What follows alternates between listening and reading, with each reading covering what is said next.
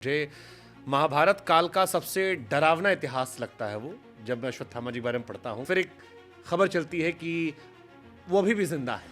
कई बार अखबारों में छप जाता है कि यहाँ किसी को देखा गया। अश्वत्थामा के बारे में थोड़ा बताइए हमें कि उनके किरदार को आप किस नजरिए से देखते हैं। वो एक ऐसे घर में पैदा हुआ जहाँ दूध नहीं था, और जब उसने दूध मांगा तो उसकी माँ ने आटे को पानी में घोल के से दूध के पिला दिया।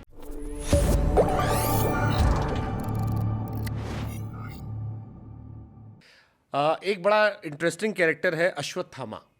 अभी एक फिल्म भी आई है, अमिताभ बच्चन साहब ने किरदार निभाया, और मुझे महाभारत काल का सबसे डरावना इतिहास लगता है वो, जब मैं अश्वत्थामा जी के बारे में पढ़ता हूँ कि कैसे उनके पिताजी की, द्रोणाचार्य जी का जब हत्या या वध हुआ, और उसके बाद वो गए और पांडवों के कुल का नाश करने की कोशिश की और सारे बच्चों को मार दिया, और एक क्लैरिटी थी। और फिर एक खबर चलती है कि वो अभी भी जिंदा है। कई बार अखबारों में छप जाता है कि यहाँ किसी को देखा गया। अश्वत्थामा के बारे में थोड़ा बताइए हमें कि उनके किरदार को आप किस नजरिए से देखते हैं, सही गलत कैसे। अश्वत्थामा परिस्थितियों के हाथों गढ़ा गया एक किरदार है, एक कैरेक्टर है। वो एक ऐसे घर में पैदा हुआ जहाँ दूध नहीं था, और जब उसने दूध मांगा तो उसकी माँ ने आटे को पानी में घोल के से दूध के पिला दिया। यहाँ पहली बार प्रतिभा संपन्न आचार्य का जो आत्मबल था वो डगमगाया, उनकी तटस्थ चेतना डगमगाई, और पहली बार वो किसी के द्वार पर गए। और द्वार पर वो भीख मांगने नहीं गए थे, वो प्रतिदान लेने गए थे। जो उन्होंने किया था वो करने गए थे। उन्होंने जब द्रुपद की प्राण रक्षा की थी, द्रुपद ने कहा था कभी मैं जब राजा बनूंगा तो आधा राज्य तुझे दूंगा, तो वो आधा राज्य मांगने भी नहीं गया था। उस आचार्य का स्वाभिमान कम मत करिए। द्रोणाचार्य को बहुत लोग गाली बकते हैं। मैं खुद आचार्य कुल से हूँ, मेरे पिता अध्यापक रहे, मैं अध्यापक रहा हूँ, मेरी पत्नी अध्यापक है, मेरे परिवार में अध्यापक है, मेरी माता जी। तो आपकी माता जी। द्रोणाचार्य को गाली मत दीजिए। उसका आत्मल देखिए, वो पढ़ा रहा था, पैसे, घर में रोटी नहीं थी, जैसे कि होता है अच्छे आचार्य के पास होती नहीं, अच्छे अध्यापक के पास होती नहीं है। उसका कोई कोचिंग सेंटर तो था नहीं वहाँ पर दिल्ली में, बेचारा पढ़ा रहा था बच्चों को पैसे।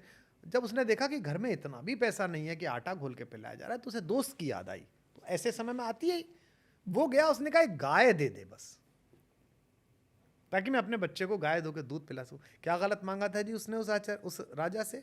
राजा इतना अहंकारी था कि मजाक उड़ाने लगा। तो उसने कहा तुझे याद है कि तूने मुझसे कहा था आधा राज्य दूंगा? तो उसने कहा देखो ये आए आधा राज्य मांगने, ये ब्राह्मण एक तीर टांग के आधा राज्य। और उसने क्या सबक सिखाया। खुद नहीं जीता उसका पूरा राज्य, चेलों से जितवाया।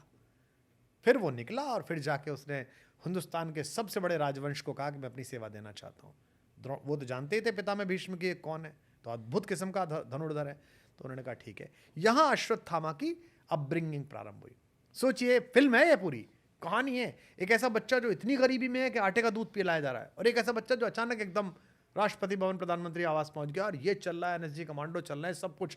चूंकि प्रतिभाशाली था, आचार्य का लड़का था, तो गुरुजी का लड़का, इसलिए आदर पा रहा था। एक उसके आश्रम में अब सब बड़े बड़े लोग आ रहे थे, इसलिए आदर पा रहा था। दूसरा, रिलेशनशिप भी बहुत अच्छा, सब कुछ बैठ गया था, इसलिए आदर पा रहा था अश्वत्थामा। यहां उसने खुद को करते हुए देखा। जीवन एकदम सही पटरी पे चल रहा था कि अचानक एक ऐसा शिष्य प्रकट हुआ जिससे पिताजी बेटे से भी ज्यादा प्यार करने लगे।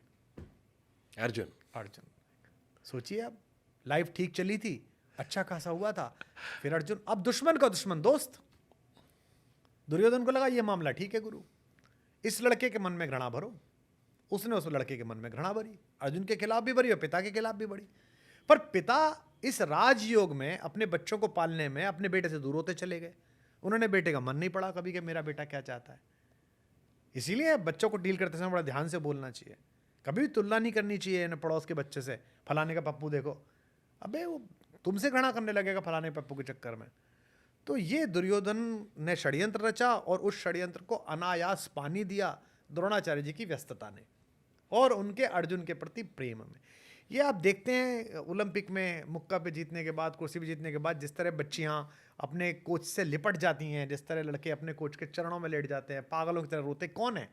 जितना पसीना उसने बहाया उससे ज़्यादा कोच ने बहाया है। कोच का तो सब कुछ दांव पर है, ये तो फिर भी स्टार बन जाएगा। कोच को तो यही मिला है, क्योंकि कोच कौन है? जो कर नहीं पाया। वो अपने आप को देख रहा है इसमें कि मैं तो नहीं फेंक पाया था, इससे करवा दूंगा मैं।